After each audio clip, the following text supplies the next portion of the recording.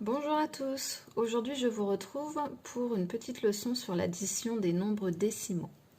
Si vous avez une seule chose à retenir, c'est bien de penser à aligner les chiffres rang par rang, c'est-à-dire en plaçant les unités sous les unités des nombres à additionner, les dizaines sous les dizaines, les centaines sous les centaines, et puis dans la partie décimale, les dixièmes sous les dixièmes, les centièmes sous les centièmes et les millièmes sous les millièmes.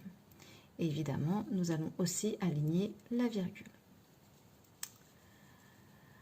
Pour additionner des nombres décimaux, il est possible de changer l'ordre des nombres à additionner. Cela ne changera pas le résultat. Au besoin, vous pourrez rajouter des zéros pour avoir autant de chiffres après la virgule dans tous les nombres. Alors concrètement, je vous propose d'additionner 97,802 et 5,61. Je vais d'abord repérer la place de la virgule dans les deux nombres, ainsi que le chiffre des unités. Le chiffre des unités se situe juste avant la virgule. 7 est le chiffre des unités dans 97,802.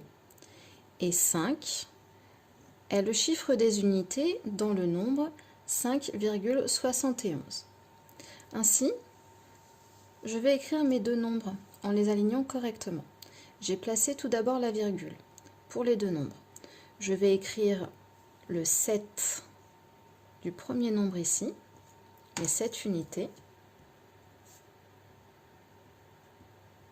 Puis, je vais placer les 5 unités du deuxième nombre à additionner sous le chiffre des unités du premier nombre. 5 unités. J'aligne les dixièmes sous les dixièmes et les centièmes sous les centièmes. Dans 5,71, je n'ai pas de millième. Je peux rajouter un 0. C'est un 0 inutile, mais 5,71, c'est la même chose que 5,710. Je peux maintenant procéder à l'addition. J'additionne d'abord les millièmes. 2 plus 0 est égal à 2. J'additionne les centièmes. 0 plus 1 égale 1. J'additionne les dixièmes. 8 plus 7 est égal à 15. 15 dixièmes, j'écris le 5 et je retiens une unité, puisque je n'ai pas le droit d'écrire deux chiffres dans une colonne. Ensuite, 1 plus 7 est égal à 8. 8 plus 5 égale 13. Je retiens 1. Je retiens une dizaine et j'additionne les dizaines ensemble. Une dizaine plus 9 dizaines égale 10 dizaines. Et puis, je n'oublie pas d'écrire la virgule au résultat.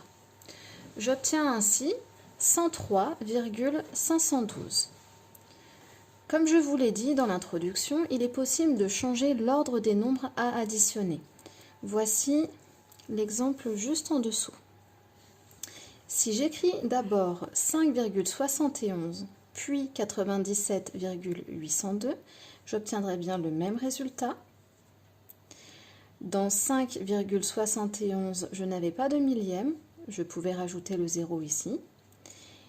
Et vous voyez ici qu'en alignant correctement les nombres rang par rang, en écrivant toujours un chiffre par carreau pour que la présentation soit bien claire, on obtient bien le même résultat. Je vous propose maintenant d'additionner un nombre entier et un nombre à virgule. Dans un nombre entier, le chiffre des unités se situe à droite, ici.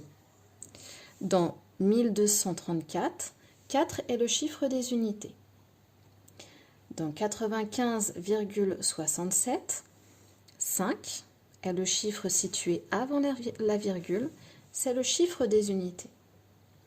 Je vais pouvoir faire l'addition en alignant les nombres rang par rang, les chiffres rang par rang. J'écris donc 4 unités.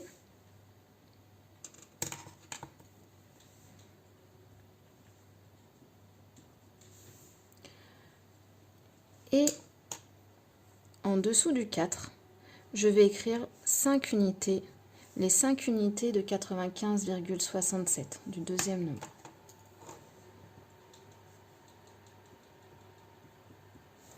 Je n'oublie pas ma virgule.